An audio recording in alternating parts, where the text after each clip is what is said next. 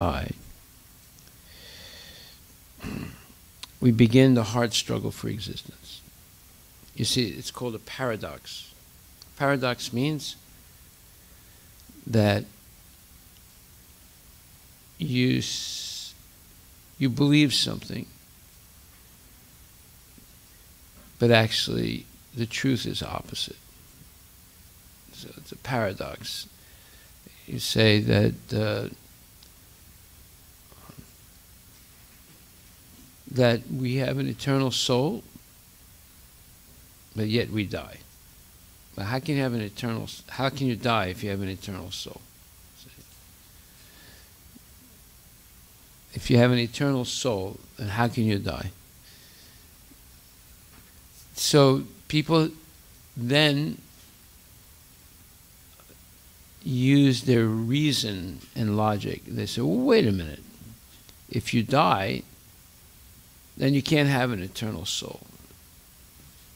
Right? You see how reason and logic can lead you to a paradoxical situation, and therefore you reject the eternality of the soul by using reason and logic. Okay, so let me go over this again.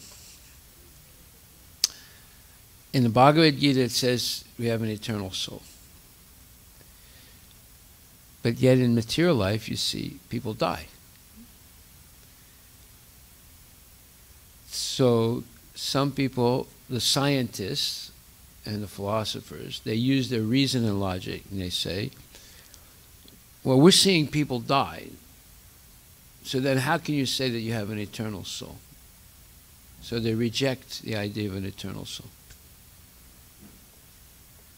How do you defeat that false argument? Pranav. Okay. That's good. You tell the truth. That's good. You have any idea, Tulsi? No.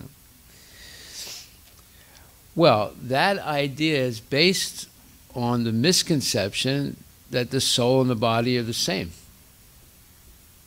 Right?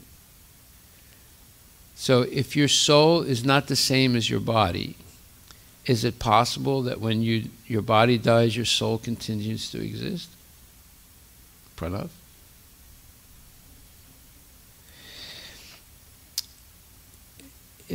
The materialists think that the soul and the body are the same.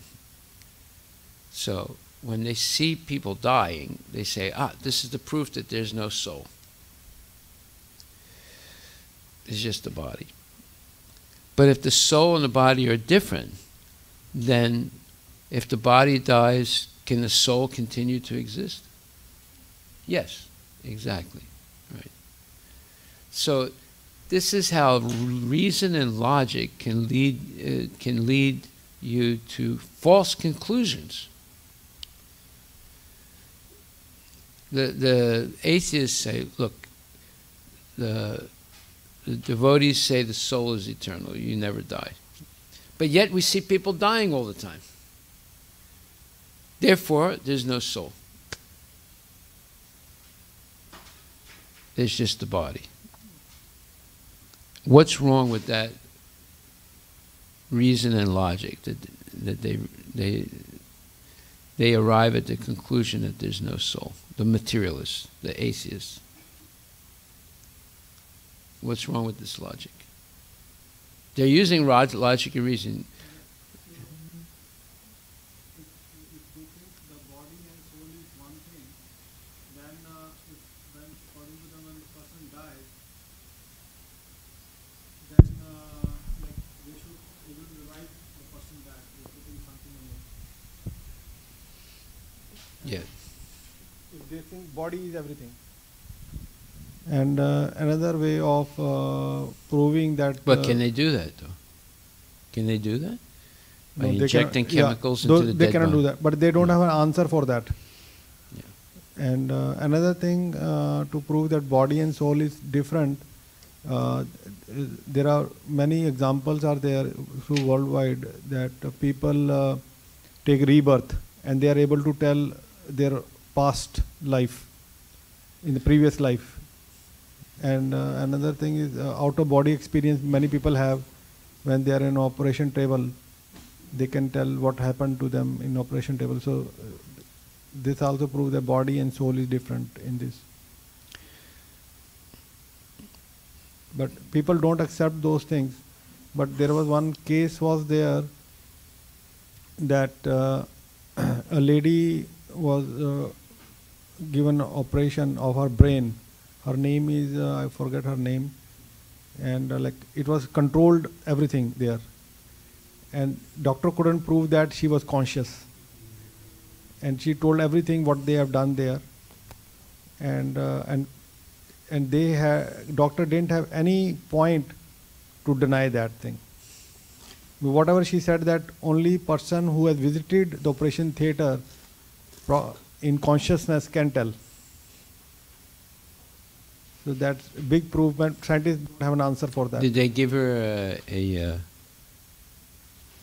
did they put her to sleep? No, Prabhu, like she got brain hemorrhage, and they have to. No, I know, but was she conscious during the operation? No. Okay. So they freezed her brain to operate. No, but did they give her some type of injection to make her sleep? Yeah, maybe I don't know the detail, but okay. Yeah. All right, so we see that reason and logic sometimes can lead to a false conclusion. And the example is, in the Bhagavad Gita, it says the soul is eternal.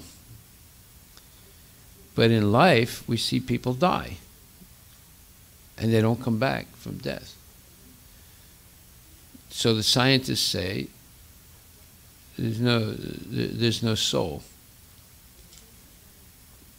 It's just a body. And therefore, if the body dies, then the soul dies with it, or there's no soul. And so that's a false argument, because they don't imagine that the soul and body can be two different things. Okay, so people begin to struggle for existence due to not accepting the existence of God and the existence of the soul. And they have to work really hard. And as we explained last week, in general, what happens in life? Well, it's what Arjuna experienced. First chapter, verse number 30, where it says, I am now unable to stand here any longer. I am forgetting myself, and my mind is reeling. I see only causes of misfortune, O Krishna, killer of the Kesi demon. Due to his impatience, Arjuna was unable to stay on the battlefield. And he was forgetting himself on account of his weakness, of this weakness of his mind. Excessive attachment to material things puts a man in such a bewildering condition of existence. In other words, when a person is too attached to material things, they become bewildered. And one symptom of that bewilderment is impatience. They're not able to do what they're supposed to do. They become very impatient.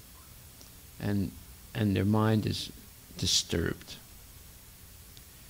Have you ever seen people like that? They're very impatient and their mind is disturbed. Yes? Who was? Bhakta Chad.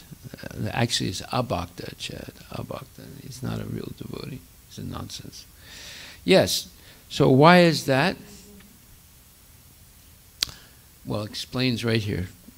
Excessive attachment to material things puts a man or a person in such a bewildering condition of existence. In other words, being very impatient and not able, and developing a weakness of the mind and not able to finish things, and forgetting that they have an eternal soul. Bhayam dvitiya binivesita syat. Srimad Bhagavatam, 11th Canto, 2nd Chapter, 37th verse. Such fearfulness and loss of mental equilibrium take place in persons who are too affected by material conditions. So, fearfulness, loss of mental equilibrium means you start getting confused in your mind, you don't know what to do, and you get scared and impatient and worried. This is because they're too affected by material conditions. Why are they too affected by material conditions? They don't have any real faith in Krishna. But they do have excessive, that means too much attachment to material things. So you lose your mental equilibrium, you become fearful, you become impatient, you can't finish something that you're supposed to do. Right. Arjuna envisioned only painful reverses in the battlefield. He would not be happy even by gaining victory over the foe, over the enemy. So if you see only defeat, whether you win or lose a battle, then you become very confused. And you say, well, why should I do anything? Why should I do this? Just like yesterday in our other class, we were discussing a very important point. That was that when a person is a leader, there is an example of Lord Ramachandra. He was a saintly leader, but he was not a coward. Now, if you compare Lord Ramachandra to Gandhi, Gandhi acted like a saintly leader, but he was a coward. Therefore, he caused the death of hundreds and thousands of people. And therefore, he was assassinated by his own people. Do you understand what this is? In other words, Ramachandra was a saint. He was pure devotee. He's God himself. But he was not a coward. Therefore, sometimes violence is necessary. Gandhi preached nonviolence. Now, nonviolence is not necessarily a bad thing. But when violence is necessary and you remain nonviolent, it's actually a bad thing. And Gandhi was cowardly.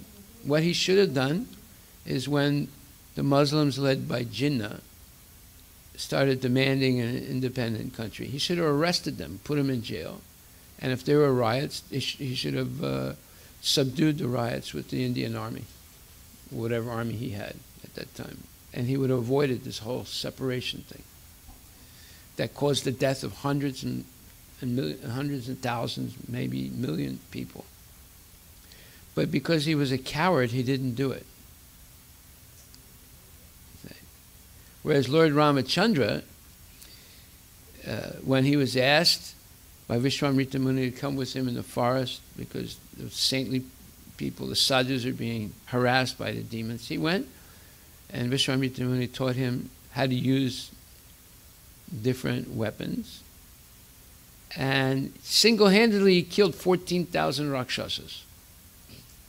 Single-handedly. That means he's not a coward, right? And then later on, when Ravana kidnapped Sita, he destroyed Ravana's entire army, his entire dynasty, over 33 million Rakshasas. He killed them all, including Ravana, except for Vibhishan, who surrendered to him. You know, he killed Kumbhakarna, all these people. So, he was not a coward, yes. Oh, I have one question, like most of that... This is a big issue. Yeah. A lot of people will argue against it, but go ahead. some means I want to understand the events what has happened in the history.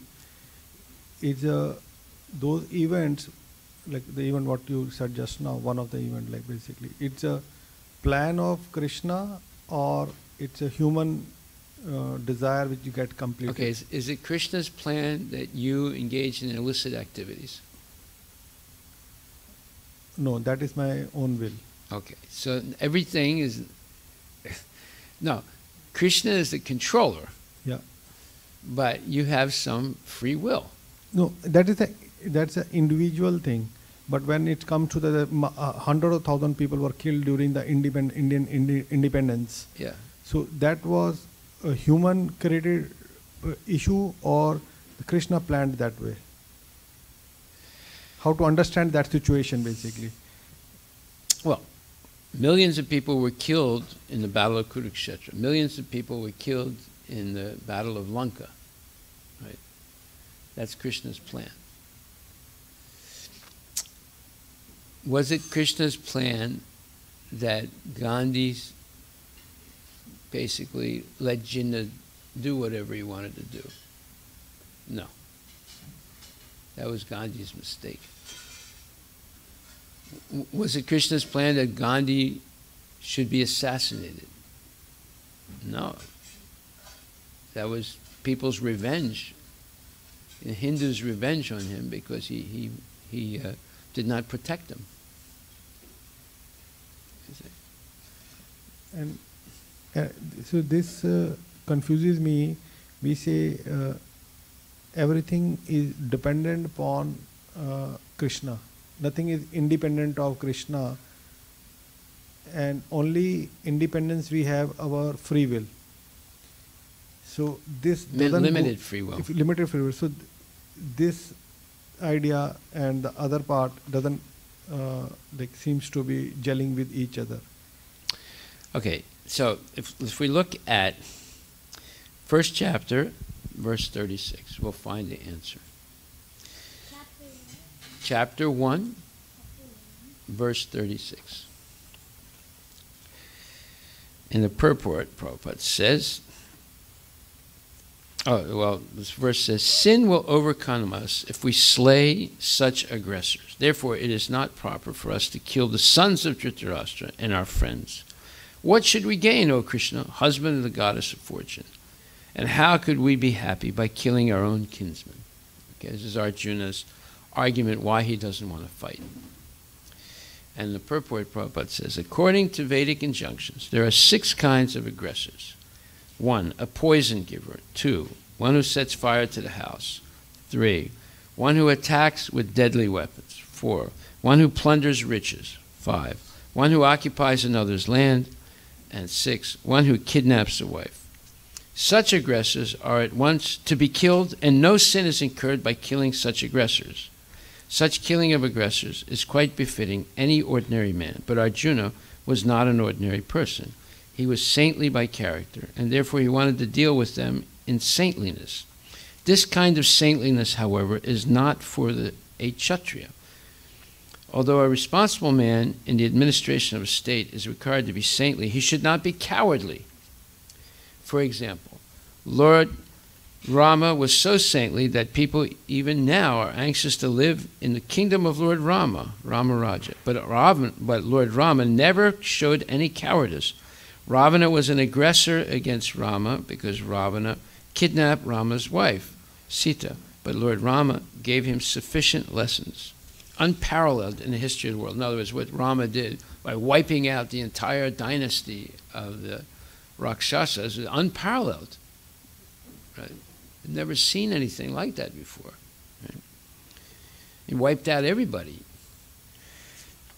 In Arjuna's case, however, one should consider the special type of aggressors, namely his own grandfather, own teacher, friends, sons, grandsons, etc. Because of them, Arjuna thought that he should not take the severe steps necessary against ordinary aggressors. Besides that, saintly persons are advised to forgive. Such injunctions for saintly persons are more important than any political emergency. Arjuna considered that rather than kill his own kinsmen for political reasons, it would be better to forgive them on grounds of religion and saintly behavior. He did not, therefore, consider such killing profitable simply for the matter of temporary bodily happiness. After all, kingdoms and pleasures derived therefrom are not permanent, so why should he risk his life and eternal salvation by killing his own kinsman? Arjuna's addressing of Krishna as Madhava, or the husband of the goddess of fortune, is also significant in this connection. He wanted to point out to Krishna that, as husband of the goddess of fortune, he should not induce Arjuna to take up a matter which would ultimately bring about misfortune. Krishna, however, never brings misfortune to anyone, to say nothing of his devotees. So Krishna didn't accept Arjuna's argument, although here Prabhupada is giving both sides. He's showing Arjuna's point of view, but ultimately Krishna is the Supreme Personality of Godhead. Arjuna is not the Supreme Personality of Godhead. Therefore, when Krishna ordered Arjuna to fight and Arjuna refused, he is actually making a mistake. Even though the reasons he gives for not fighting seem to be good, but in this particular context, they're not good. They're sinful, because he's refusing to follow Krishna's order. You see? So, the Gandhi's problem was and the British analyzed him correctly. They said, he's a saint amongst politicians and a politician amongst saints. So, because he was a saint amongst politicians, when he was in charge of India, let's say, everyone listened to what he said after the British left, he demonstrated cowardice. He demonstrated cowardiceness. He did not take a strong position with Jinnah because of that the country divided, and immediately Hindus were massacred.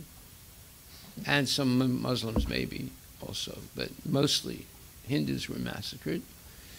And it was his fault. He could have put Jinnah in jail and other agitators, used the Indian army to suppress any rioting and killing, and maintain, the integrity of India. But he didn't do that because he was weak. He's not a Kshatriya. He's in a position of a Kshatriya, but he's taking a position of a saint. Whereas Arjuna here, he's in a position, he is a Kshatriya, but he's taking the position of a saint. So it's sort of like opposite. Arjuna is a Kshatriya, and his duty is to protect Dharma, but he wants to be a saint. Gandhi is pretending to be a saint, but he's in a position of a Kshatriya. Right? And when it comes time to fight, he doesn't want to fight. But that's the duty of the Kshatriya. But see, he's acting like a saint. Arjuna is a Kshatriya. He is a fighter, but he's trying to act like a saint. Yes. What do we say when someone says Hare Krishna. Prabhuji, so the people in the Indian army with Gandhi. Hare Krishna. Hare Krishna. Would they be? Would they have? Hare Krishna. Would they have sins since they're killing other people? That's their duty. If it's a justified war and they're being ordered to kill, Mayapur just put his fingers in his mouth. Then they're not sinful. But if there's no war and they kill someone, they're sinful. Or if they kill someone unjustly during the wartime, like innocent people, then they're criminals. Yes. Let's say if somebody else decides unfairly to start a war, Yeah. and then he's a subordinate, he's been ordered to fight that war. But before he knows that it's not the right war. Oh, which side is this soldier on? The one? It's a side A. Yeah. Or India, Pakistan. Let's say Pakistan. Let's say there is a good guy in the Pakistan army, but then they decide that they want to start a war with India for other reasons. Right. So he's obviously conflicted. Yes. Because according to his official duty, he's supposed to fight. Yes. But then he, based on maybe the information that he has, he knows that it is an unjust war. So how does he deal with that? Which dharma is right? Which one is right? Which dharma is right? Like, obviously he's an official duty. Well, see, this question came up in World War II. At the end of World War II, there was the Nuremberg trials of German commanders and generals and things like that, and the people in charge of the concentration camps, where millions of people were killed. So their defense was, we were simply following orders. They told us to do this. We were soldiers. Our duty was to follow. You see.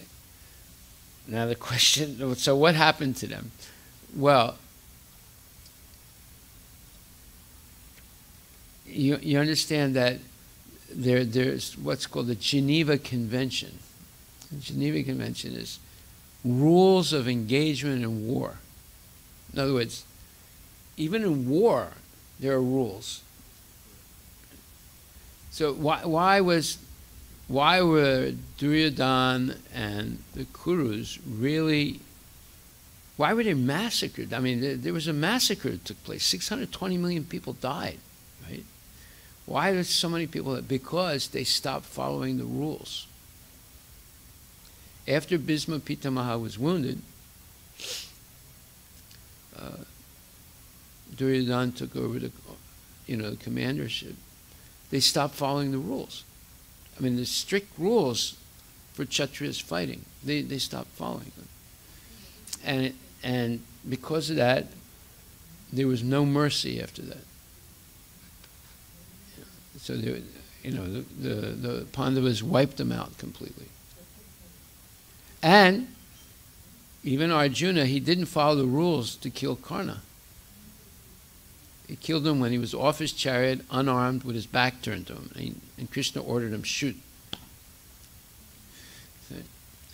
So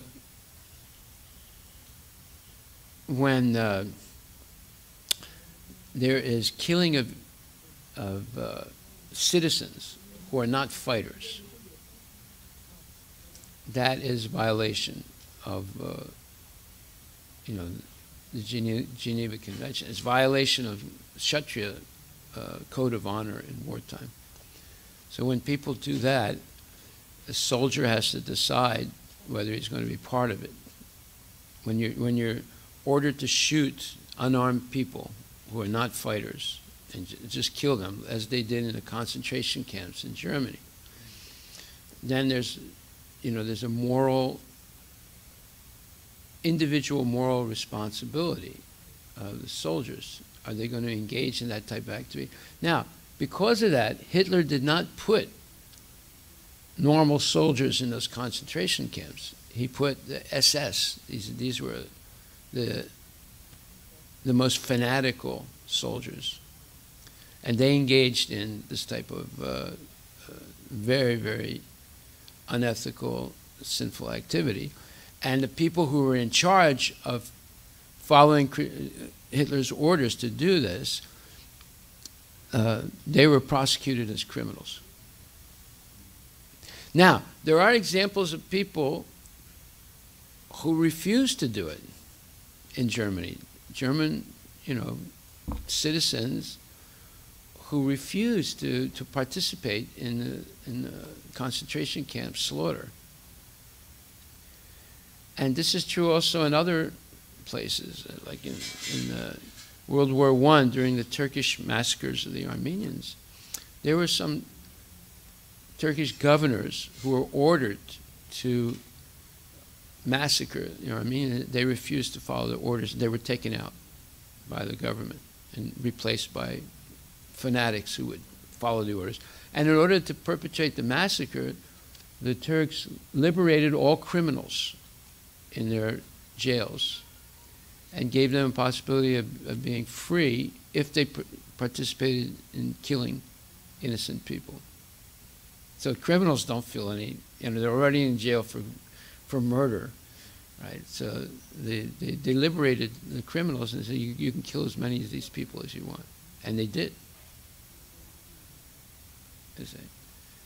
So they're not following any rules now. And in order not to follow rules, you have to deal with people who are already criminal, who have that criminal tendency. Now, in the Iraq War and in the Vietnam War, there were American soldiers who committed atrocities, killing innocent people. They were prosecuted by the American Army and put in jail. They didn't kill them. They should have, but they didn't kill them. I mean, what they did was they would kill innocent people because either when they went crazy and just started shooting, or they did it on purpose because they enjoyed doing it. And they were put in jail. Okay, so even in wartime there are rules. And so Gandhi, see, let's say he gave in to Jinnah, and then they started doing this separation. Right? But in the separation, they started massacring people. There should have been a war at that time. I don't know. Was there a war at that time? No. See, Gandhi did nothing. That's why he was assassinated. It was Gandhi and Nehru. That's my understanding. So they wanted one leader. So, and it came that Jinnah wanted to be a leader, and Nehru wanted to be a leader, and somehow they decided, okay, let's partition the country. Yeah, but see, that was Gandhi. He gave in. Yeah, so Gandhi, yes. If he told Nehru, there's no way that we're going to separate the countries. So the only other solution is you put Jinnah in jail. Or you make a thing where Nehru is president, and then later Jinnah is president, and then later... There was some proposal like that, but Jinnah was also... Yeah. So they should have put him in jail at that point. They should have put him in jail and arrested anybody else that was following him, and they could have put down the insurrection that would take place, the fighting.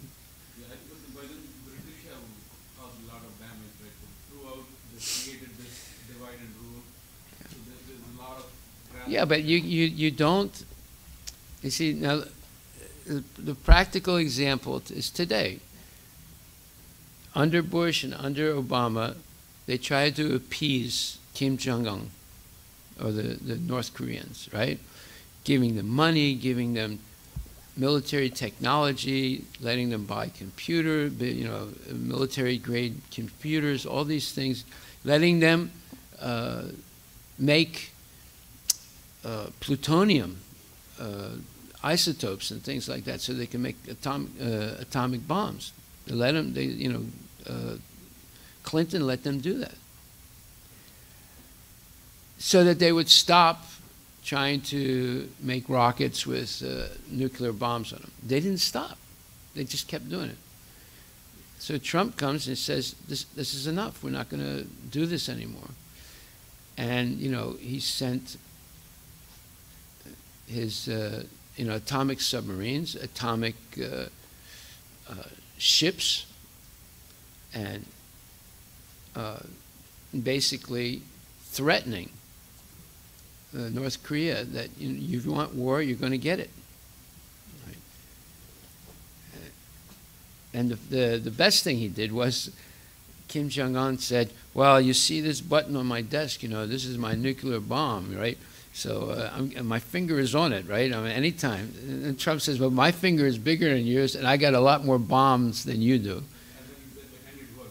Yeah, yeah, and it works. Not like you guys, you have firecrackers. I get the real ones. So this scared the heck out of him. Why? Because nobody has ever said that before. The only person who ever said something like that was Truman.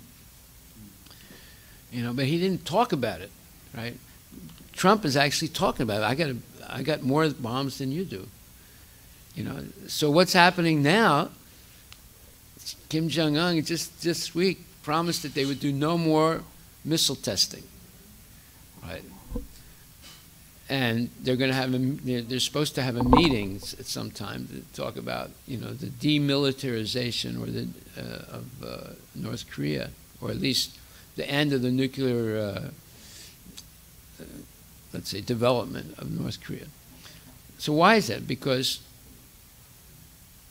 when you're dealing with undisciplined people, the only thing they understand is argumentum ad baculum. You can write this down. This is a Latin phrase that Prabhupada uses. Argumentum, A-R-G-U-E-M-E-N-T-U-M. Argumentum ad, A-D. A-R-G-U-M-E-N-T-U-M. I'm sorry. A-R-G-U-M-E-N-T-U-M. Argumentum ad, A-D. Baculum, B-A-C-U-L-A-M. C-U-L-A-M. U-L-A-M. Argumentum ad baculum means, for low-class people, you need a stick. You threaten to beat them. Literally, it says the argument by stick. Right. In other words, if someone refuses to be reasonable in a discussion because they're too low class, then the only thing that can make them understand is a stick that you're going to beat them with. So this is what Trump did. He said, okay, I got more bombs than you do, and they work. So, you know, anytime you want to push your button, I'm going to push my button. And guess who's going to lose? Yeah. So that's called argumentum ad baculum. It's an argument by stick. How do you spell the second word? B-A-C-U-L-A-M. Baculum. This is a Latin phrase. B-A-C-U-L-A-M. B-A-C-U-L-A-M. Just help him. Just somebody help him.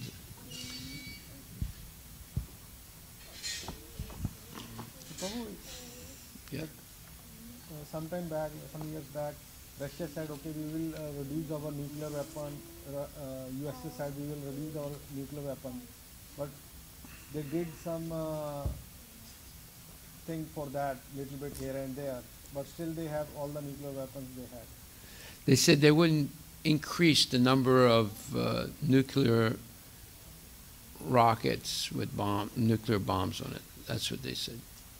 And they would decrease the number. Yeah, but still, I think it never happened that way,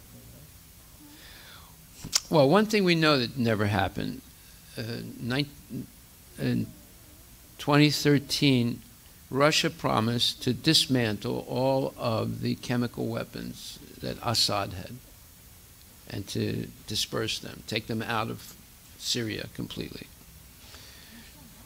Russia promised at the United Nations that they would... In the United Nations,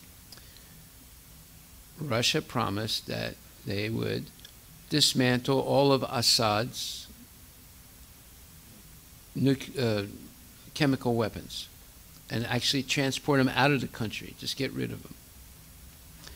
Did they give them to America? The chemical weapons, so that Assad would not use them against his enemies. Well, that never happened. Why did Trump just send 110 Tomahawk rockets to blow up Syria's chemical weapons storage places? Because Assad used chemical weapons, and that proved that the Russians never dismantled his chemical weapons. That's something we know for sure. So how we can believe North Korea that what they are saying will follow? Well, because they're going to have inspections.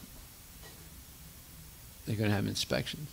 And how we can rely on the United States of America that they will be doing inspection and everything. They, example, You see, when you talk about inspections, you have to understand nowadays the surveillance capability in the United States is so great that they don't even have to go physically into an area to know what's happening there. They have these surveillance techniques, which they manufacture here in Washington State, by the way. They can tell you what's happening almost anywhere in the world nowadays without actually being on the land, just from their surveillance drones. It's so developed. Because they tricked Saddam Hussein. They said that there was a weapon of mass destruction there in Iraq. That's why they attacked that country. That's another one, yeah. Yeah, so they lied. Yeah. It seems that like in India there is a saying that jiski lathi uski bhais. What it means, who has the stick, has the most power. Yeah, has most power. Yeah. So whatever they want to do, they will do it. Well, if they do things good, that's good. If they're doing bad things, it's not good. Right? So okay, so anyway, let's get back to this point that we said Gandhi made a major mistake and he was assassinated because he acted like a saint in the position of a Kshatriya. And although Rama was a saint, was saintly, but he was not a coward. Whereas on the other hand, Gandhi was a coward, and he caused the death of maybe 1 million people. Therefore, he was assassinated. Okay, so now we're coming back to this, because here at this verse 30, it says, Arjuna says that Viparitani Keshava, this excessive attachment to material things puts a person in such a bewildering condition of existence.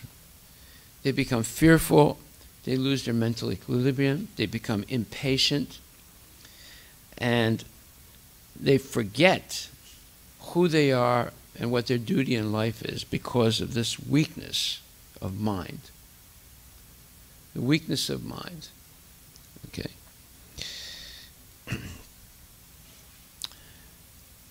And this takes place in persons who are too affected by material conditions due to their excessive attachment. So Arjuna did not see how he would be successful, whether he won the battle or lost the battle. He only saw that he would not be happy. Therefore, he uses the words viparitani keshava. Nimitani viparitani, which means when a person sees only frustration in his expectations, he thinks, why am I here?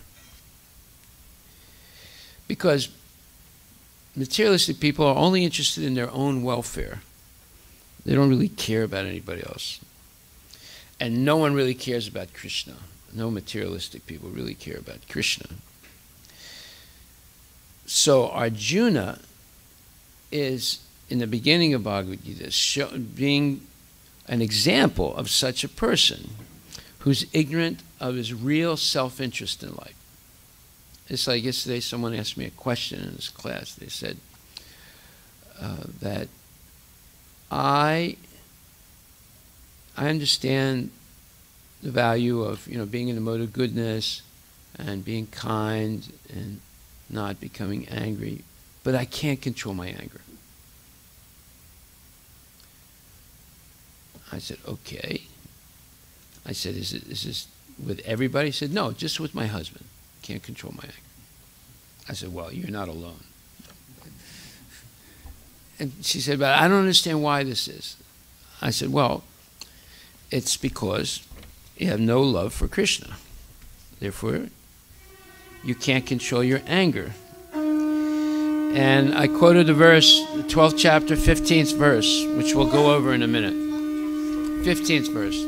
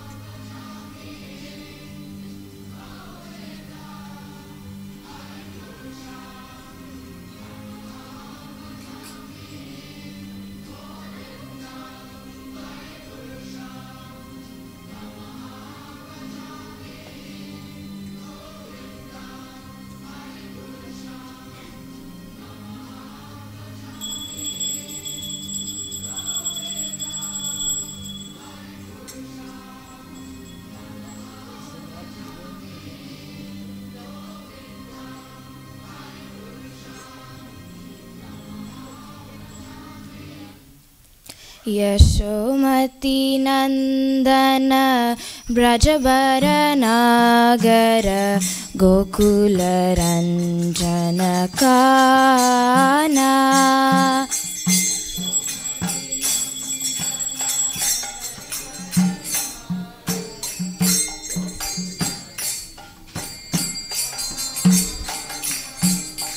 Yashomati नंदन ब्रजबर नागर गोकुल रंजन काना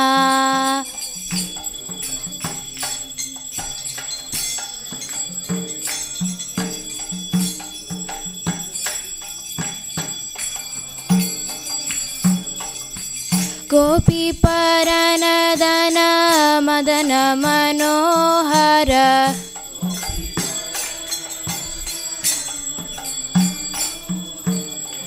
गोपी परनदन मदन मनोहर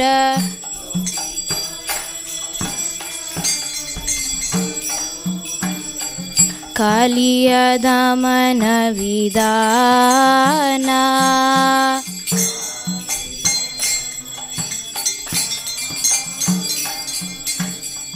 अमल हरिनाममिय विलासा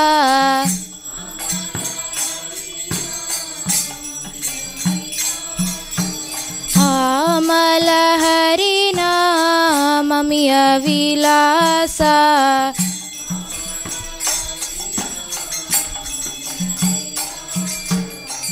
विपिन पुरंदर नवीन नगर बर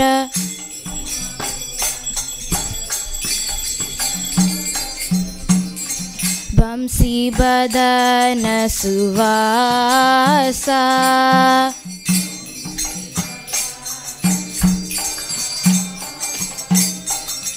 प्रजन पालन सुरकुल नासन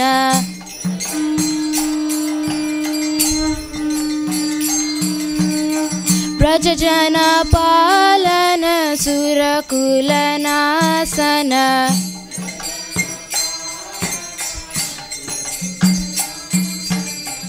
नंद गोदन रखवाला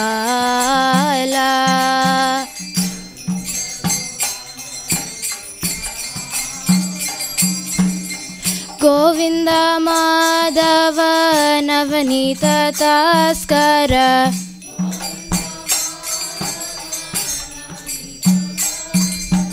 गोविंद माधव नवनीत तस्कर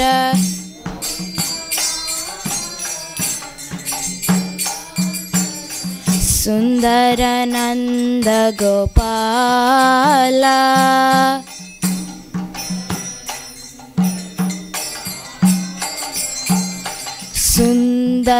Nanda Gopala.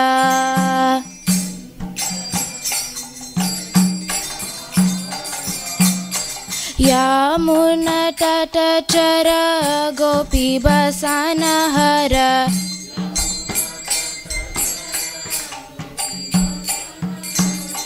Yamuna Tata Chara Gopi Basana Hara.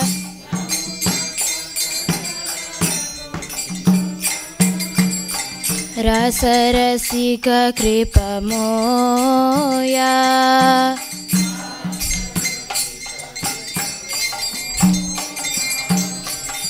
Shri Radha Vallabha Vrindavana Natabara.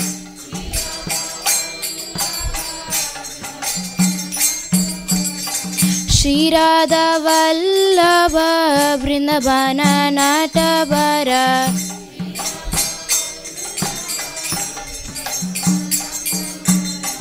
Bhakti Vinoda Shaya.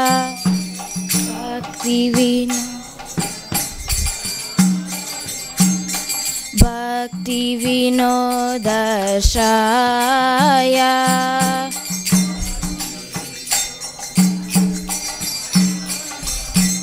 Yashomati Nandana Brajabara Nagara Gokula Ranjana Kana.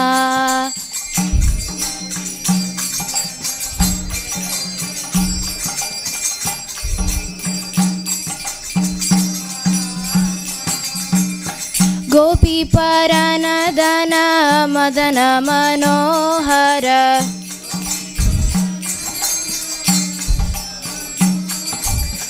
Kaliya Damana Vidana.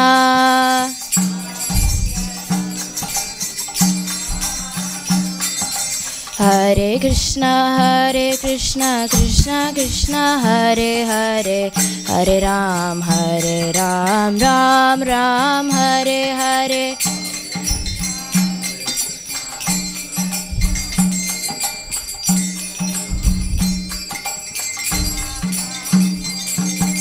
Hare Krishna, Krishna Krishna, Hare Hare, Hare Ram, Ram Ram, Hare Hare.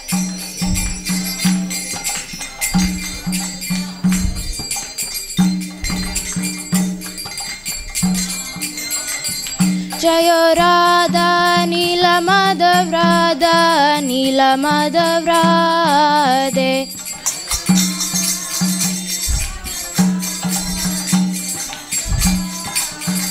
Jayo Radha Nila Madhav Radha Nila Madhav Radhe.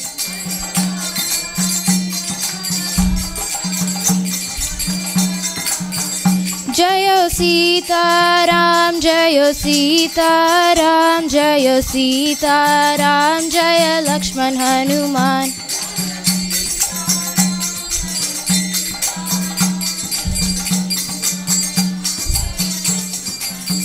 Jaya Jaya Hari Bol, Hari Bol, Hari Bol, Nitai Gaura Hari Bol.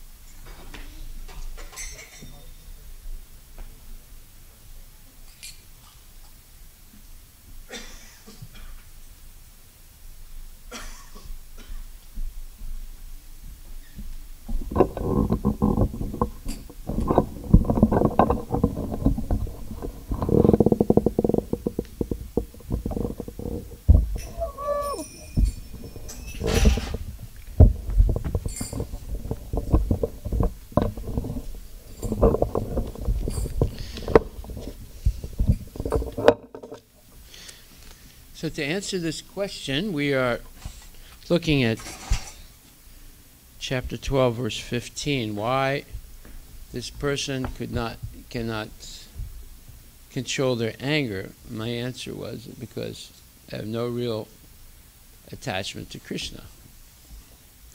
And this verse says, Yasmin yo no dvijate loko, lokan no dvijate chaya, harsha marsha bayo dvegar, mukto ya sachame priya. And it says, he for whom no one is put into difficulty, and who is not disturbed by anyone, who is equipoised in happiness and distress, fear and anxiety, is very dear to me.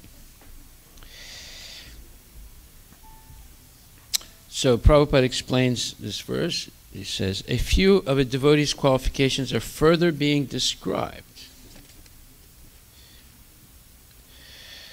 No one is put into difficulty, anxiety, fearfulness, or dissatisfaction by such a devotee. So, if you want to be dear to Krishna, then you will not put anybody into anxiety, fear, or dissatisfaction, or difficulty. Then Krishna will appreciate you. Such a devotee is kind to everyone. He does not act in such a way as to put others into anxiety. So, what do you understand from this, Pranav? Can you speak louder? Do we have a microphone? I understand that. Hare Krishna. Hare Krishna. You have to behave properly for people not to be like filled with anxiety or mental distress. Why? I don't know. What? It says that you need to be stable in happiness and distress, fear and anxiety to overcome anger.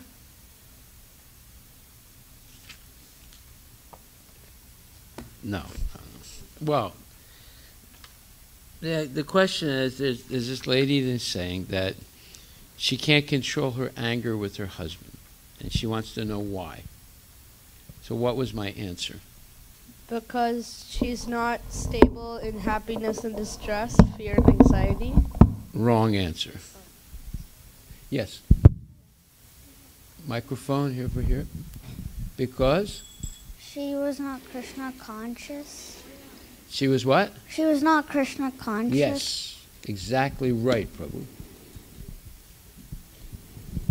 She didn't have faith in Krishna.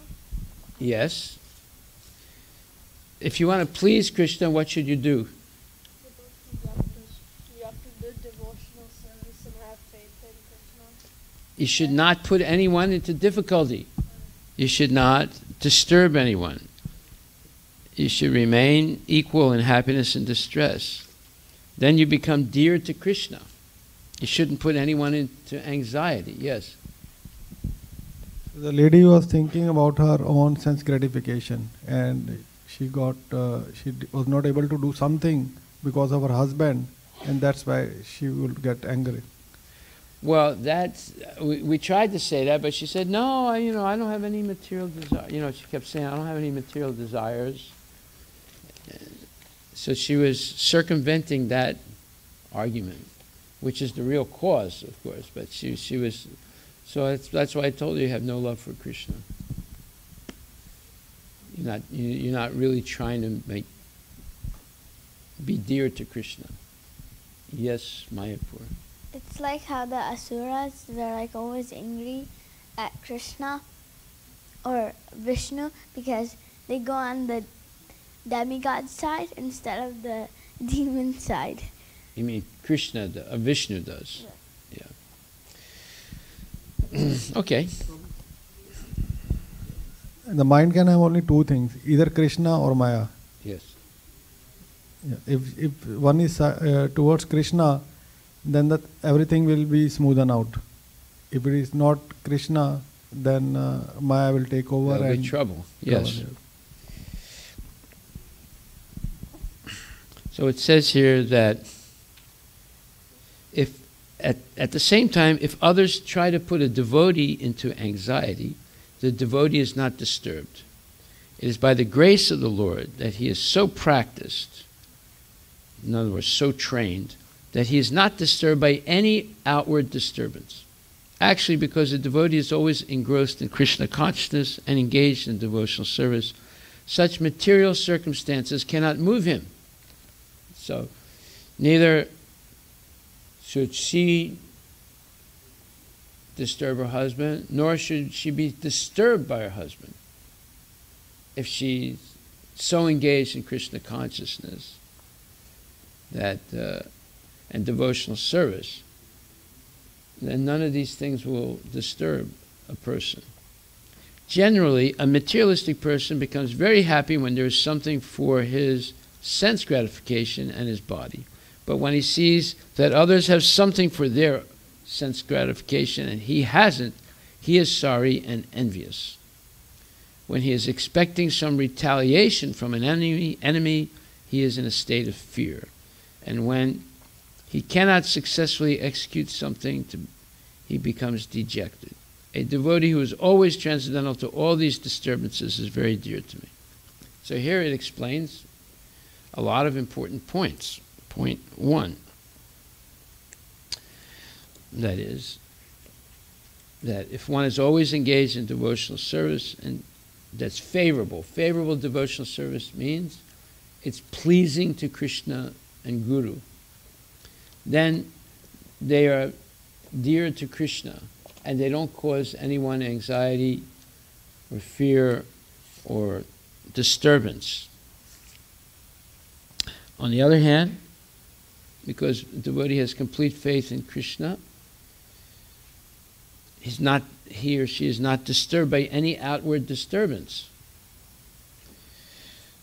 because all his energy is being used for pleasing Krishna through devotional service.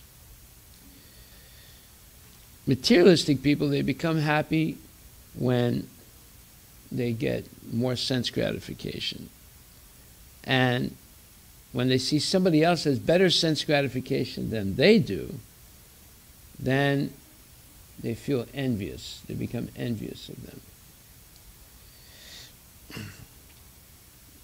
And then when they feel as if someone is going to retaliate, or that means punish them for something, they become fearful. And if they see that they can't be successful in some endeavor, they become frustrated and dejected. Okay? But a devotee is always transcendental to these disturbances. Therefore, the devotee is very dear to Krishna.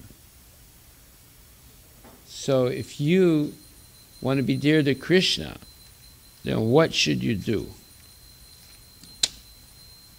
What should you do? What? You should stay. Hare Krishna. If you want to be dear to Krishna, you should stay equipoised in like both happiness and distress. Yes. And you shouldn't be disturbed by others. Like if you're in real Krishna, if you're like truly love Krishna, then like whatever others do won't like deviate you from your duty. Loving Krishna. Yes. Very good. Okay. So that's the answer to the question. Why do I become angry at my husband? Because you're not thinking of being Krishna conscious, being pleasing to Krishna, dear to Krishna. Okay, Mayapur, are you listening? Why do you have your back turned? Which way should you be looking? Yeah, okay. Okay, so to continue with our discussion, in material life, we experience the struggle to overcome impediments or obstacles in material nature. So we try and overcome hunger, thirst, old age, disease, poverty, loneliness, death. But we usually are bewildered by the illusory power of material nature. And material nature controls us by forcing us to work hard to control it. We're trying to control material nature, and material nature controls us by forcing us to work hard in our endeavor to control material nature. So what should be our conclusion?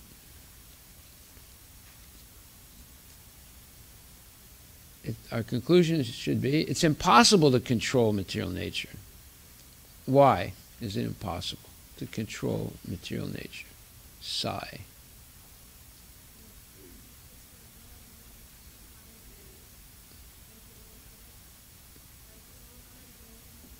Overcome it only if you become a devotee of Krishna, because Yes, because the material nature is Krishna's divine energy. It's impossible to overcome. The only way you can deal with it is by becoming Krishna's devotee. Then Krishna helps you not be, let's say, frustrated by the material nature. Very good answer.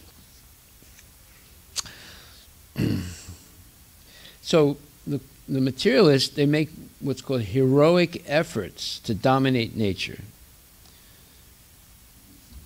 And other people think that they are heroes. You know, like, for example, doctors who develop antibiotics. People think, oh, they're heroes. They're healing so many diseases. Well, now we're getting to a point where the bacteria that are overwhelmed by these antibiotics, they've developed immunity to them. And the doctors and scientists are running out of options for creating more antibiotics. So they're afraid that we're going to soon reach a point where no antibiotic works against the bacteria because they've developed immunity to them. Yes, Krishna too.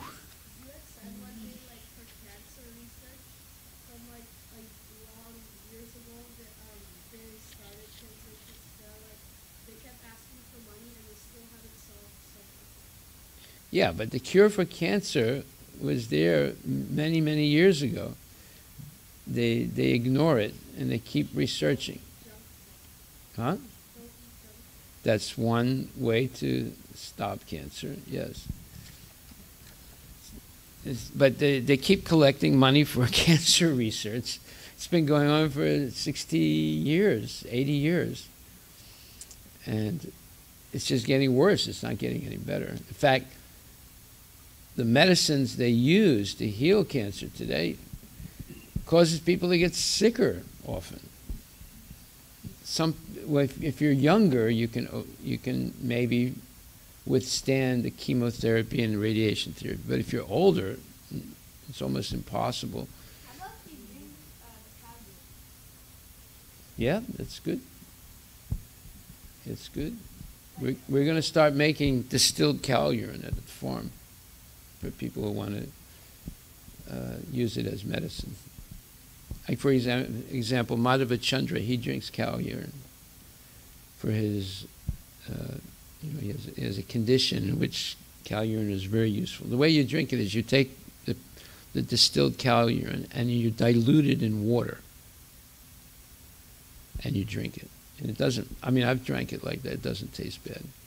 The cow urine tastes best directly when it's coming out of the cow. I've drank directly from it. Have you done that too, Yamuna? What? Yeah. In Mayapur? Yeah. Here also? Yeah. I've done it here also.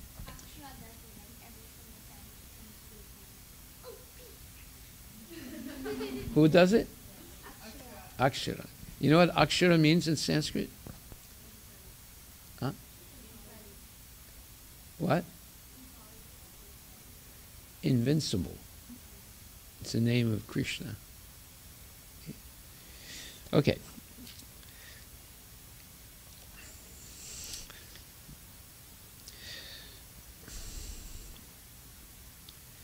So this is a fundamental misconception, or Maya.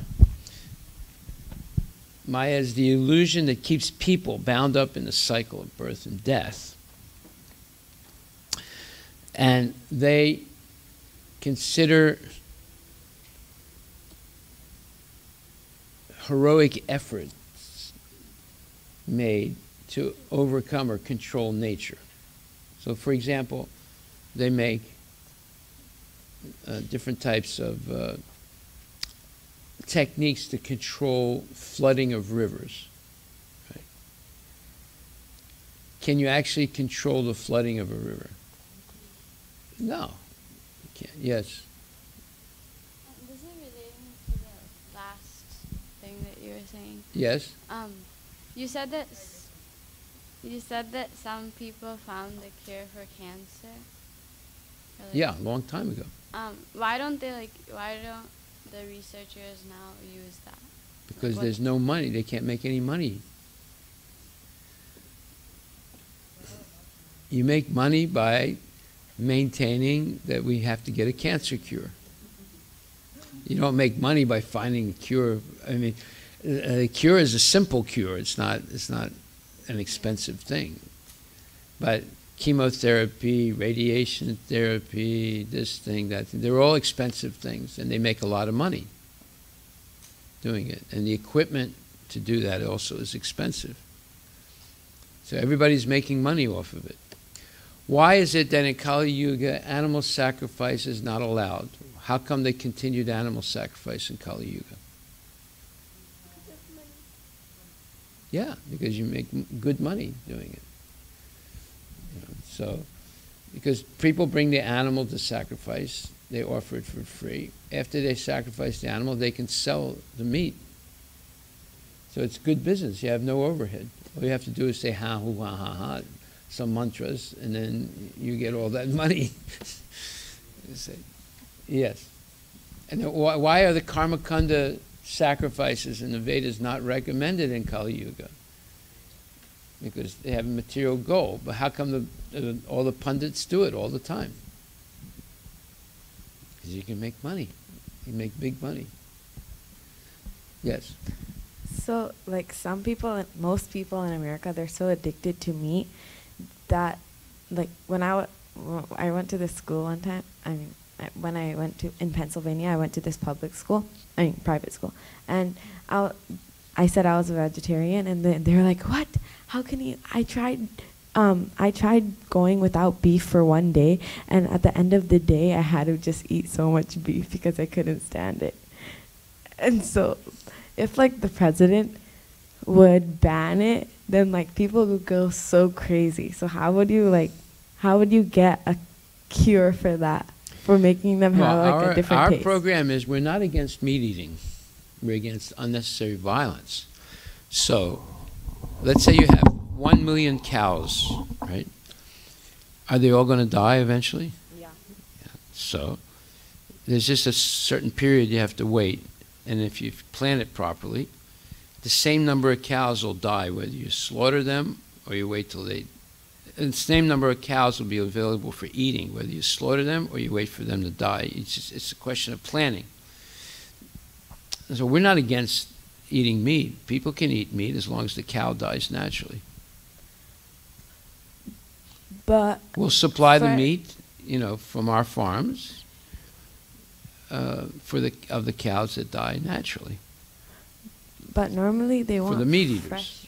Right? Yes. Right after they would die, you would have to quickly get the meat. Because normally right after you kill the cow, you have to quickly get the meat also. No, but like whether they die naturally or they die because you cut their throat, they're dead. Yeah. Who said that? How do you know that? No, you can tenderize the meat. They sell meat tenderizer in all the supermarkets. So sometimes they like zap the cow, so like they get stunned, so their meat is like that, and then right after they like chop it up and sell it. There's this type. Well, anyway, don't talk about inauspicious things. But I gave you your answer. We're not against people eating meat as long as there's no unnecessary violence. So they can eat the cows that die naturally, or the other animals that die naturally. Yes. But Why are we not against? Why are we against like what? Why are we not against eating meat? Well, for when the cow dies naturally, but it's still like bad because it's inauspicious and. No, we're against unnecessary violence. Of killing them. Yeah. Yes. Okay. Would it still be a sin if you ate the cow after it died naturally? Well, no, you didn't kill it. You didn't pay someone to kill it either. I mean, is it a sin if you pick up a dead cat that got run over by a car and ate it? Yeah. It is? What's the sin? Tell me where the sin is. Hare Krishna.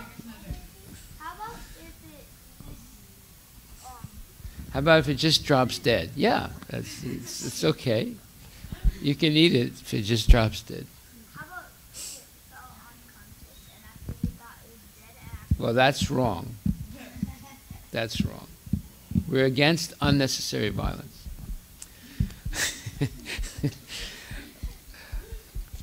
Okay, so last week we spoke about a book called The Myth of Sisyphus by Albert Camus.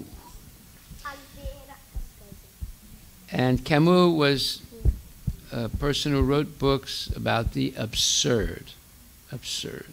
A-B-S-U-R-B. Are you putting your fingers in your mouth? Okay. So what does that mean, absurd? Absurd is something that has no meaning to it. It's crazy, basically. So in this book, he said that in life, the only way you can deal with the misery of this world is either you have a leap of faith and you believe in God, or you accept that everything is meaningless and absurd. These are the two choices you have when dealing with the material nature. And he said, of course, if you believe in God, you have a leap of faith and you want to put your faith in God, but God doesn't exist. It's just a myth, because he was an atheist, right? So then he said, and if you think life has no meaning, you'll commit suicide, which people do, right? However, he said, there's a third option, and that is you live the absurd life. And then he gave 3 conditions for living the absurd life. Now, this is all nonsense, right? But I'm just explaining it to you because a lot of people believe this nonsense. Therefore, you should be aware of it. He said there's a way of living the absurd life. He said there are 3 attitudes or requirements for living the absurd life. Number 1, do not accept the statements of any authority, and you just live to experience as much as possible the pleasures of life despite the opposition. And then number 2, remain absolutely free to think and behave according to your desires. And number 3, live passionately without any inhibitions of morality or this thing or that thing. Okay.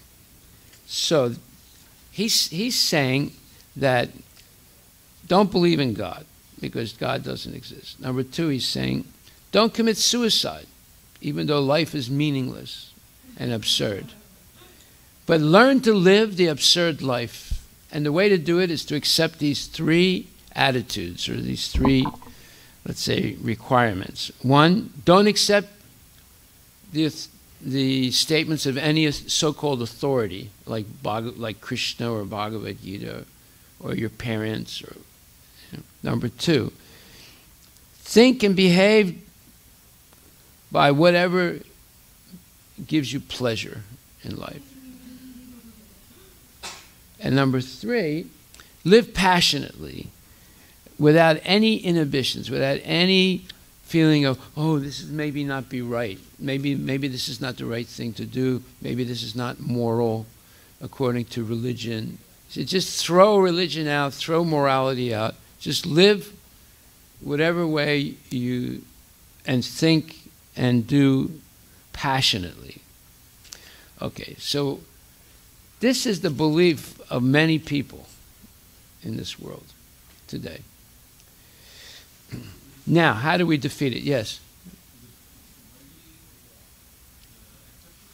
Yes.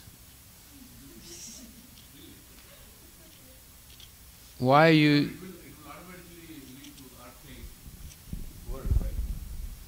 Not archaic, anarchic. Anarchic, yes.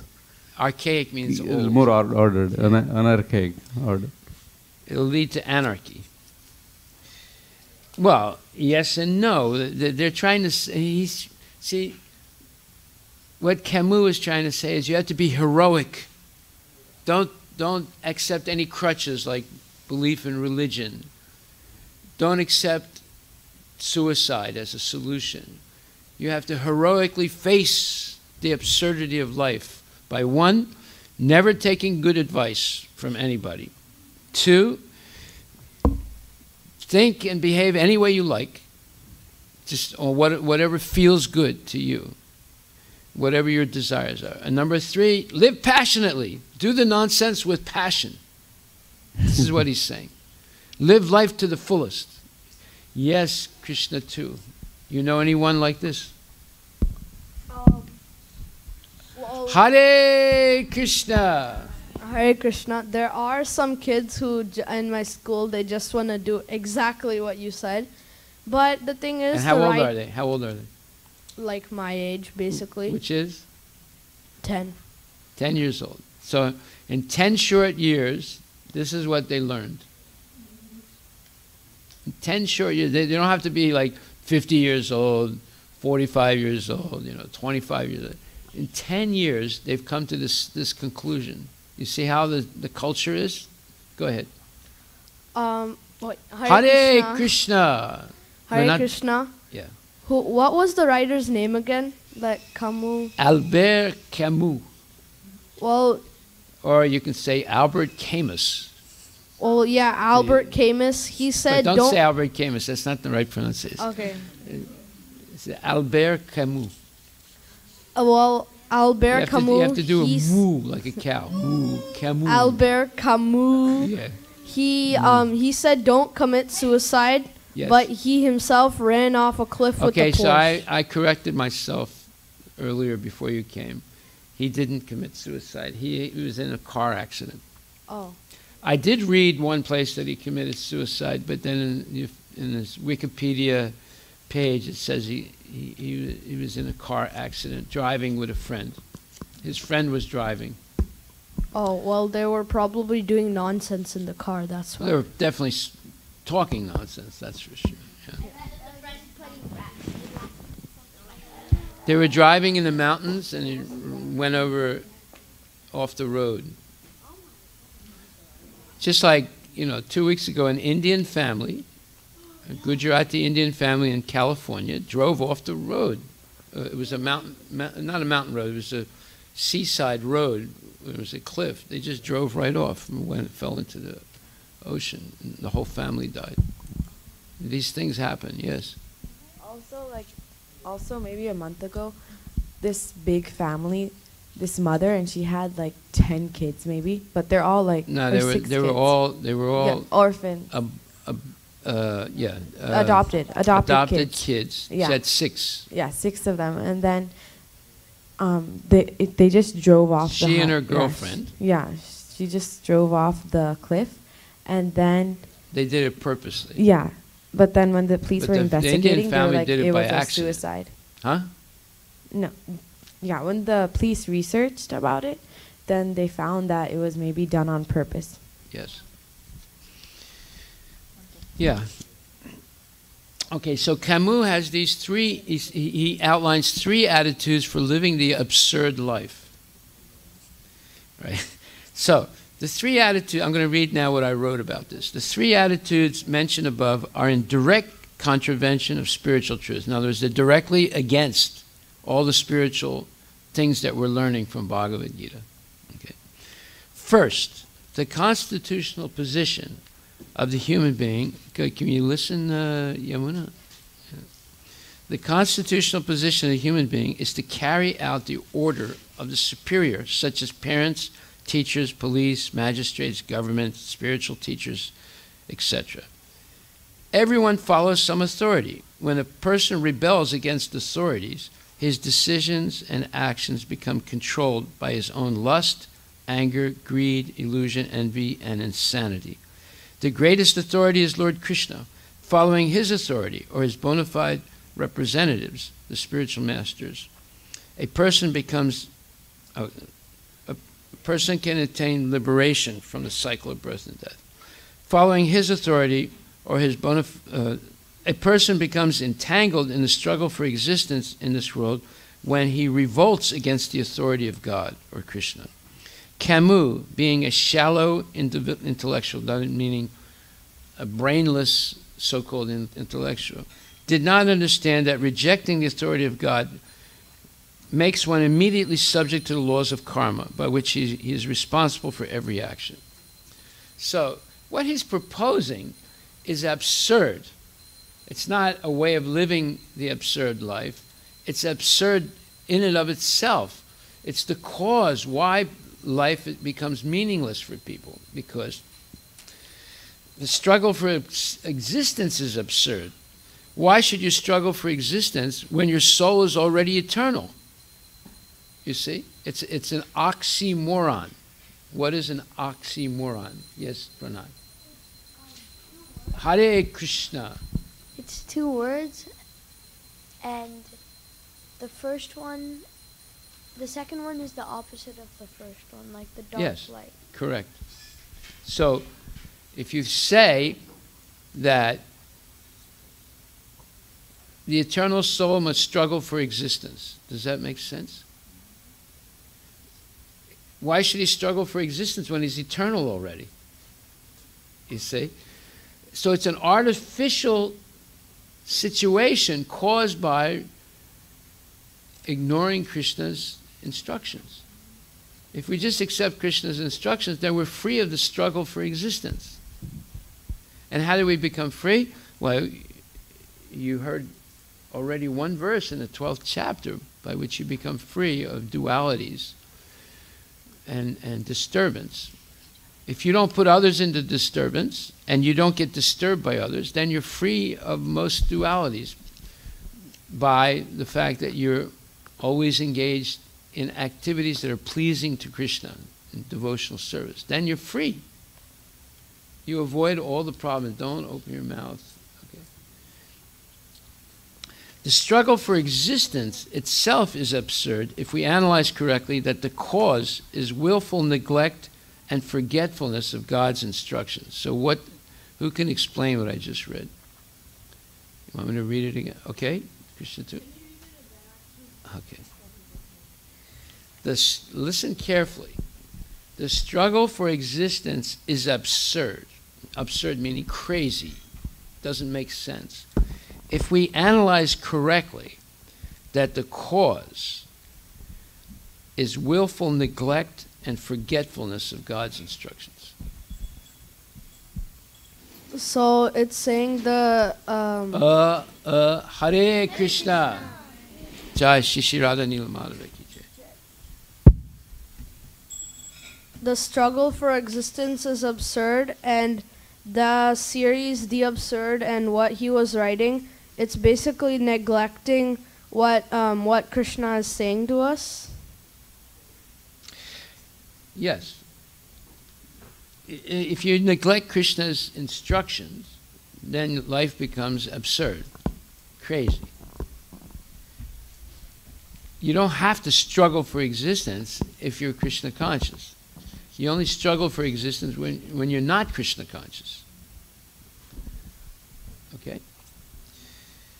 And how do we know that? Well, there are two verses in the Bhagavad Gita. One is 9th chapter, 22nd verse. Ananya chintayanto mam ye jana paryapasati. Tesam nitya bhayuktanam yogashamam vaham yaham. Krishna says, those persons who serve me with devotion and love and are always thinking of me, I make Krishna consciousness easy for them, and I protect them from falling down. Yoga and Shema, 9:22. And then the second verse is, Hare Krishna. Second verse.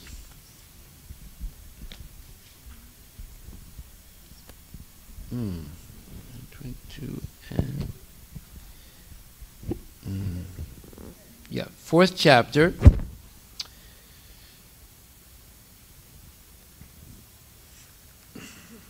One second, let me just find that.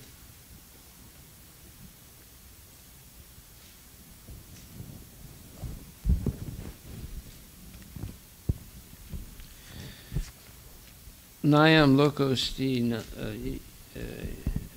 agyasya. Second, let me see where that is.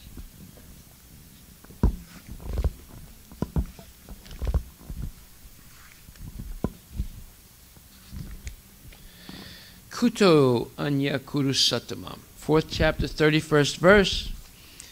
O Arjuna, without sacrifice one can never live happily on this planet or in this life.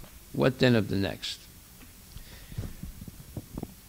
So this is an important verse. 4th chapter, 31st verse. It says that without sacrifice one can never live happily on this planet or in this life. What then of the next?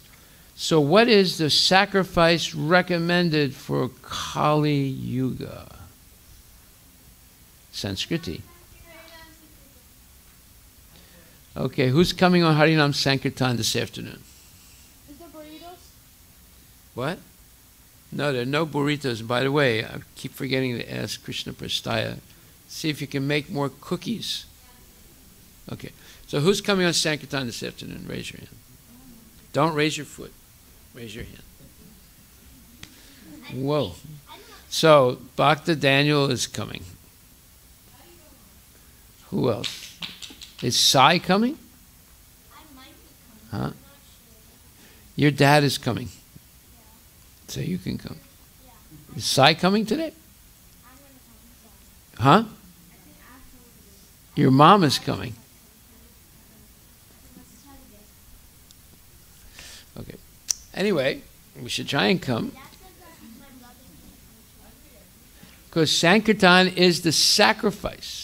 The only sacrifice that you can successfully perform in Kali Yuga. All the other sacrifices cannot be successfully performed. You can try, but they won't be really successful. But Sankirtan Yagya is successful. So, in this purport, let's read this. Who's going to read this purport? Let's see. One of the ladies. Okay, go ahead, Shasta.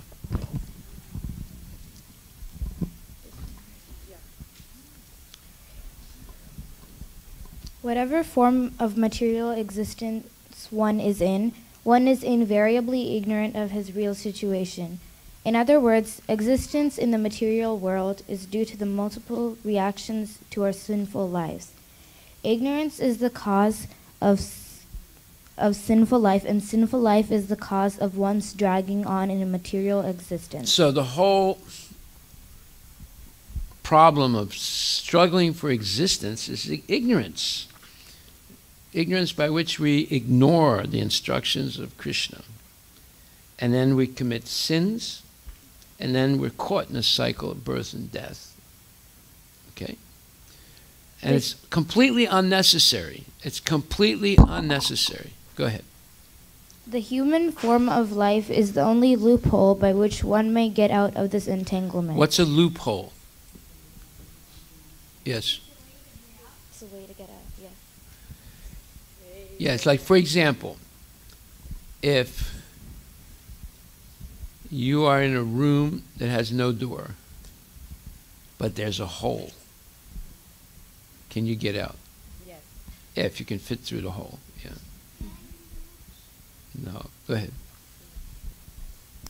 The Vedas, therefore, give us a chance for escape by pointing out the paths of religion, economic comfort, regulated sense gratification, and at last, the means to get out of the miserable condition entirely. So that's Dharma, Artha, Kama, Moksha.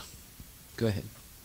The path of religion, or the different kinds of sacrifice recommended above, automatically solve our economic problems. By performance of yajna, we can have enough food, enough milk, etc., even if there is a so-called increase of population. When the body is fully supplied, naturally the next stage is to satisfy the senses. The Vedas prescribe, therefore, sacred marriage for regulated sense gratification. Sacred marriage means no divorce. There can be sometimes separation, but no divorce. And sacred marriage means you follow the rules and regulations, the Vedic rules and regulations for marriage. Okay. Thereby, one is gradually elevated to the platform of release from material bondage, and the highest perfection of liberated life is to associate with the Supreme Lord. Perfection is achieved by performance of yajna, sacrifice, as described above. Now, if a person is not inclined to perform yajna according to the Vedas, how can he expect a happy life even in this body, and what to speak of another body on another planet? See now, people say, oh, if I don't get a proper education, I can't make a living, and how will we eat? But here it doesn't say you have to get a materialistic education in order to eat and live. It says simply that by performance of yajna, one can have enough food, enough milk, etc., even if there's a so-called increase of population. You see. So simply by sincerely chanting Hare Krishna. Now, chanting Hare Krishna does not mean that one becomes lazy. One has to work harder when they chant Hare Krishna. But all their work is to please Krishna. So you look at this at the Goswamis, Rupa, Sanatan, Raghunath Das, Raghunath Bhatta, Jiva Goswami, and Gopala Bhatta Goswami. They worked harder. They hardly slept 1 hour a night. 1 hour a day. They ate very little, but most of the time they were writing books, they were discussing, they were giving advice to villagers, they were settling legal issues, they built temples, they reestablished the whole Vrindavan Dham, there was nothing there. They went there and there was nothing there. There's just farmland. They reestablished the whole Vrindavan. They found the places of Krishna's original pastimes. They worked harder. Yes. How does hearing improve our chanting, our realization? Doing proper chanting. Well, if you mean hearing classes, yeah. So that's explained in the verse, Srinvata Swakata Krishna Punya Shravana Kirtana Hridyantaksto Badrani Vidunoti Suhit Satam. This verse says, one who regularly hears about Krishna or directly from Krishna, so about Krishna would be Srimad Bhagavatam, directly from Krishna is Bhagavad Gita, performs righteous activity. And for one who hears about Krishna, Lord Krishna, who's dwelling in the heart, acts as a best wishing friend and purifies the devotee who constantly engages in hearing of him. In this way, a devotee naturally develops his dormant transcendental knowledge. As he hears more about Krishna from the Bhagavatam and from the devotees, he becomes fixed in devotional service of the Lord.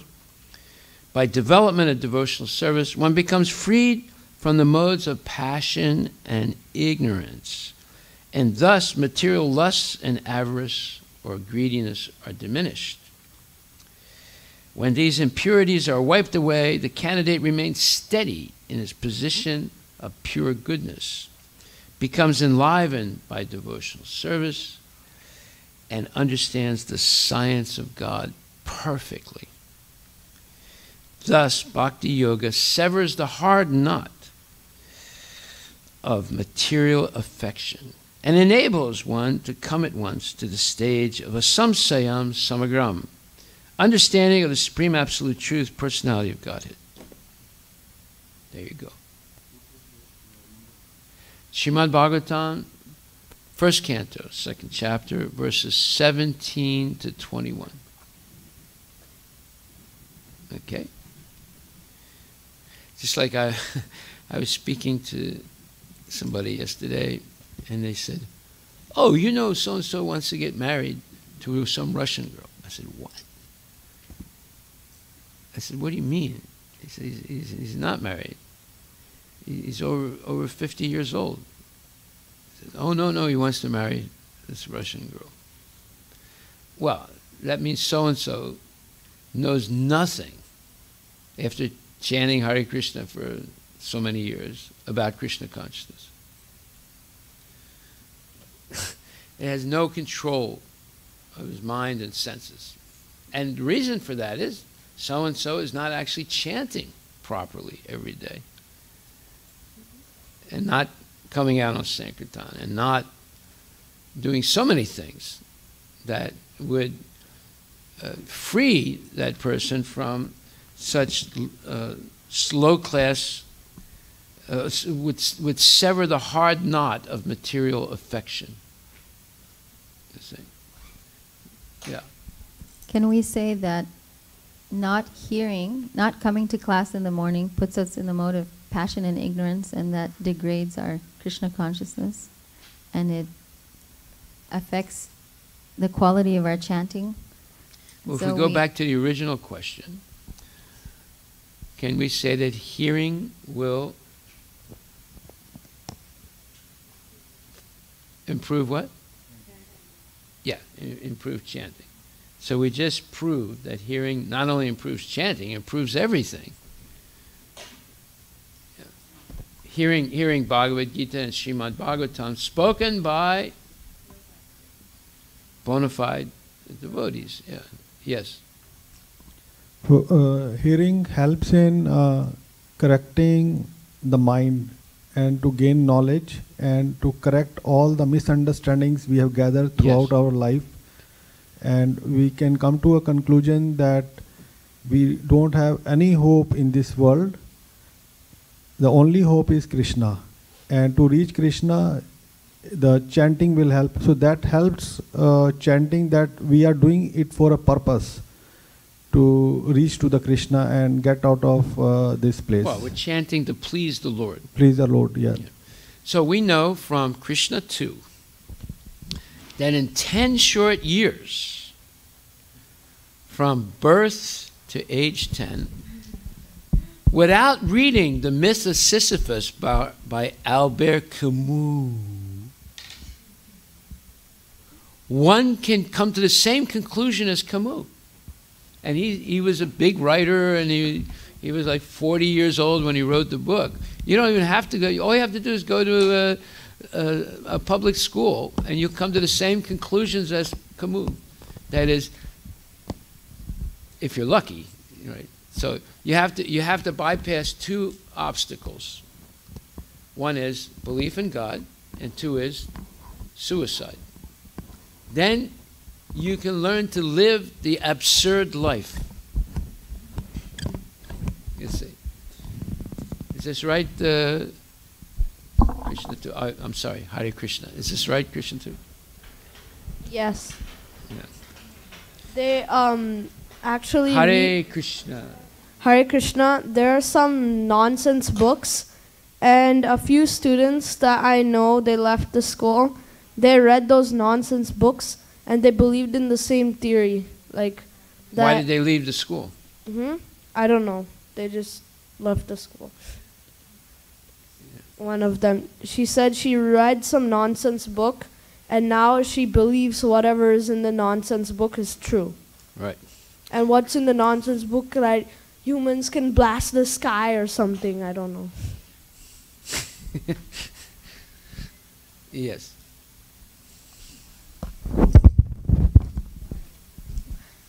So this happened a long time ago, but the full story was uncovered like some time ago. But it was about these two girls. One was 11 and the other was probably 11 too.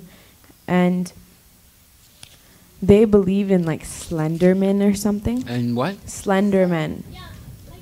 And they're What? just What? Slenderman. They're like mythical creatures that are like Slender what? Slenderman. Oh, slender. Slender. Yeah. Slenderman, like thin men. Yeah. Okay. But like tall, they're like mythical creatures in like video games and stuff. So these two girls, they believed in them, and they were getting like possessed. What do you mean by believed in them? I don't know where they got their information from, but I think it was just like they make it up in their head. Okay, But let me ask you a question. Does anybody here know about slender men? yes, Okay. they're There's from three. Minecraft. People in my school talk about it. People in my class talk about it. Okay, let's hear, brother. You explain to us who the slender men are. Hare Krishna. Hare Krishna. Hare Krishna.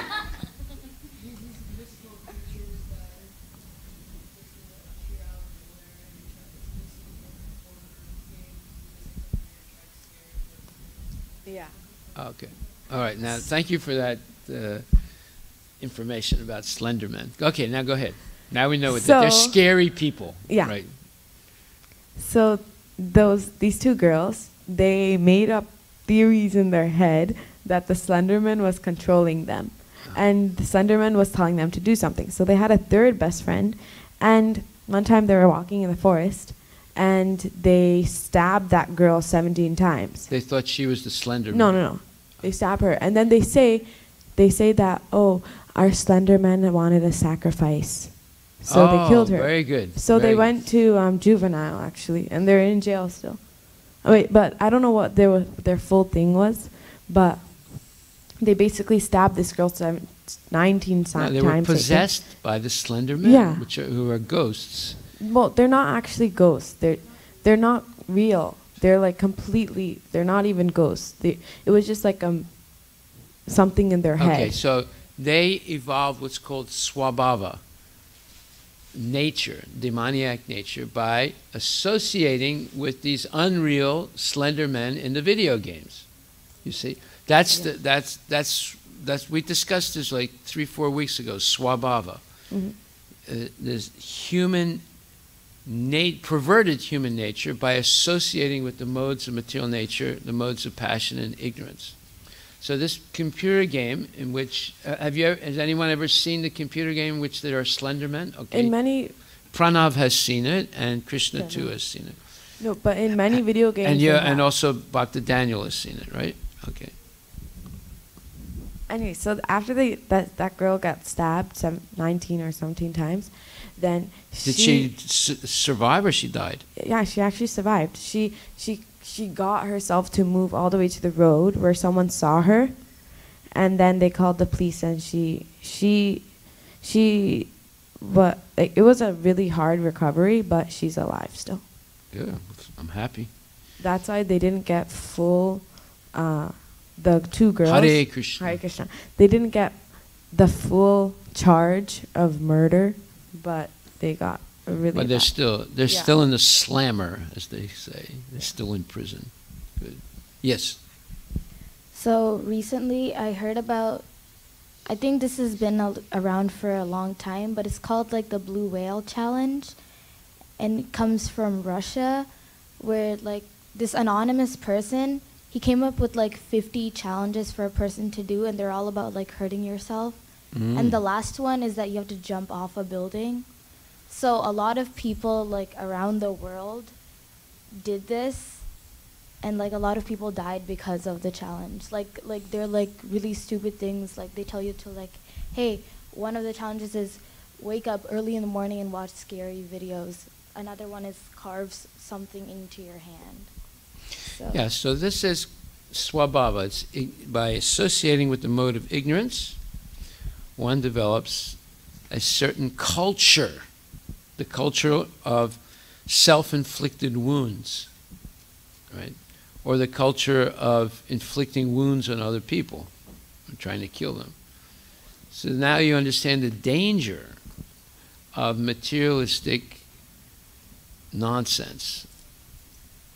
And what has happened is, because of the internet, this materialistic nonsense has become readily available to millions and millions of young kids around the world, and it's destroying many of them. Destroying many of them. Swabhava only referred to developing demoniac natures, or can it be also? There are two swabhavas. There's the lower swabhava, which is the demoniac nature, and the higher swabhava, which is Krishna consciousness. It's the same word. Yes. Swabhava means, so if you associate Okay, there's sat swabhava, that's the higher swabhava, and there's asat swabhava, that's the lower swabhava. S-V-A-B-H-A-V-A. We had a whole lecture on it. So what you're seeing on the internet is the asat swabhava, developing this demoniac human nature by associating with either real demons or imaginary demons. But they're still demons. Doesn't matter they're imaginary demons like Slender Man or real demons, they're still demons. And they present a culture, the culture of self-destruction. Okay, so there's a lot more to say about this. I haven't finished, but we will continue tomorrow. Any questions? If not, the only question is, who is coming out on Sankirtan? Yes. So it seems like everybody in this material world is actually cultivating this asat swabhava and implementing the suggestions of Albert Camus. Even in the Krishna devotee... Prestaya speaks French, so she knows how to pronounce it.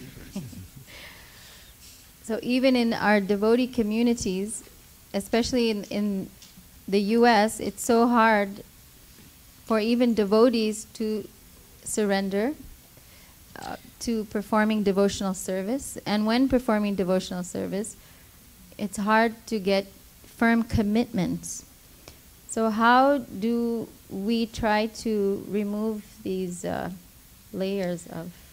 All problems of life are solved by regular hearing of Srimad Bhagavatam. How do we inspire? I want to read some. What? How do we inspire everybody to come? Because I've announced last night for Kids Kirtan that everybody should come for classes on Saturday morning and come to Mangal Arti and class on Sunday morning. But I mean, there's a pretty good turnout. There should be a full turnout. That day you said there was kids Mangal Arti, so I was like, okay, I'll come. And then there was no kid except me in Mayapur.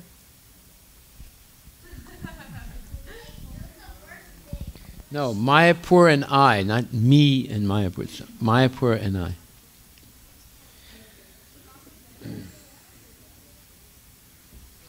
Okay, so if we...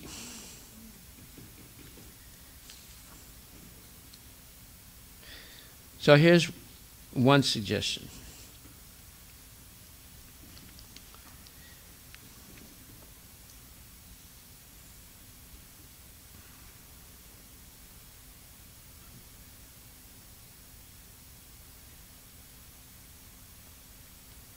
One second.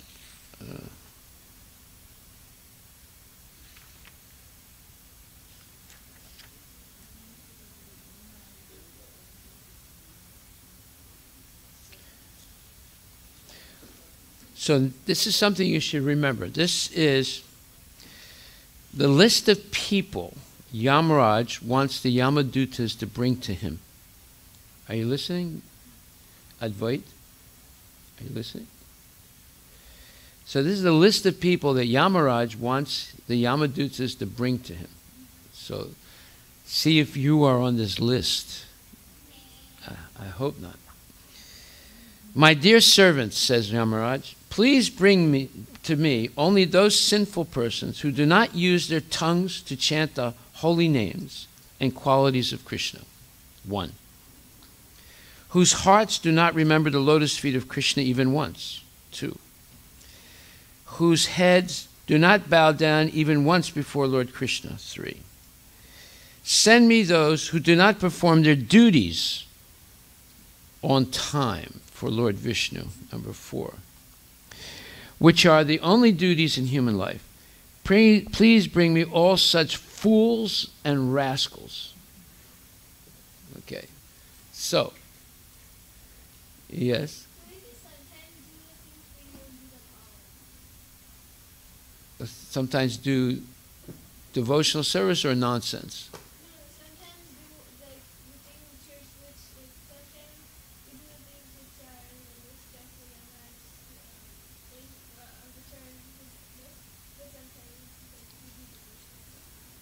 So sometimes you'll go see Yamaraj, and other times you won't. It's better you always see Krishna and never see Yamaraj, right? Yeah.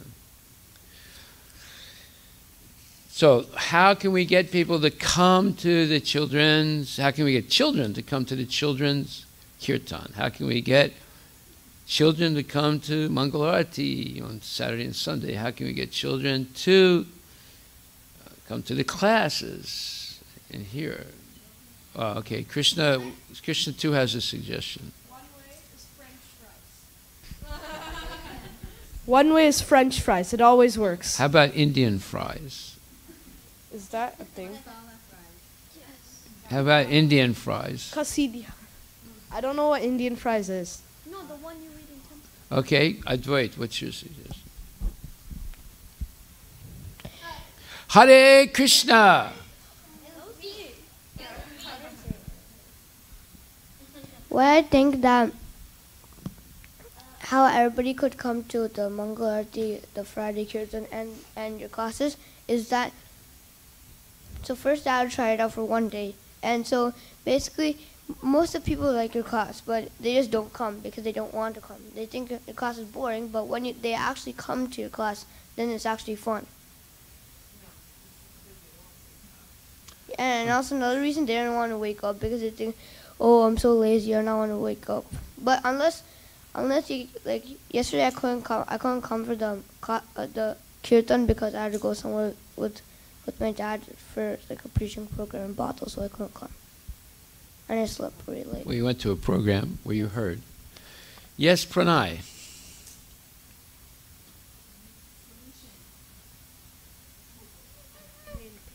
A solution for coming to Manga Arati and the class. Hare Krishna. And the class, like this class, Srimad Bhagavatam class, I think we should have more Bhimsen sleepovers on Saturday to Sunday. Okay, everyone exhaust their reasons how to get more attendance. I agree with KR, but I think there should be like an French fries? advertisement, not just French fries, but like advertisement of That's what he good said. prasadam. He said French fries. Yeah, good like yummy prasadam. Normally on Saturday mornings and Sunday mornings, they don't have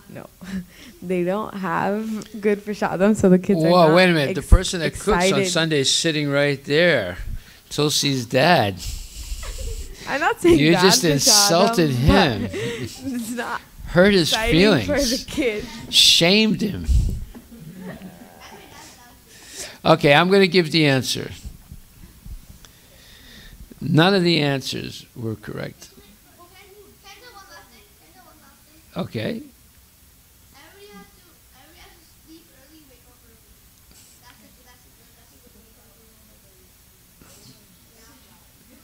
That's not the answer. Yes. I don't know that I have the answer, but I'm thinking positive peer pressure. What? positive peer pressure, increasing group awareness, like, hey, thank you for coming, and really make friends with each other? Well, that'll help. But that's not the real solution. Yes?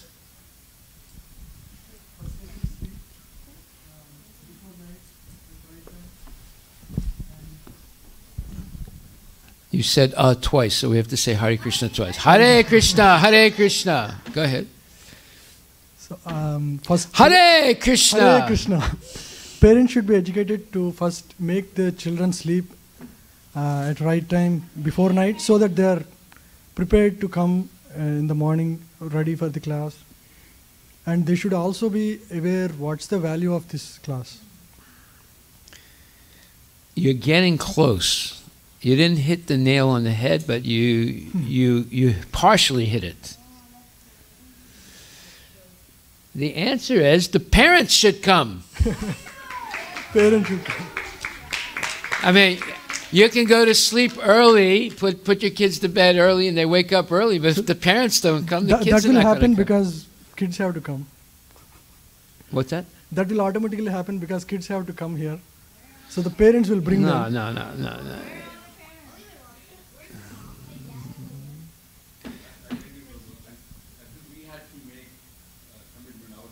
Yes. That's actually forcing our kids to wake up, and because they are not early risers, particularly on weekends.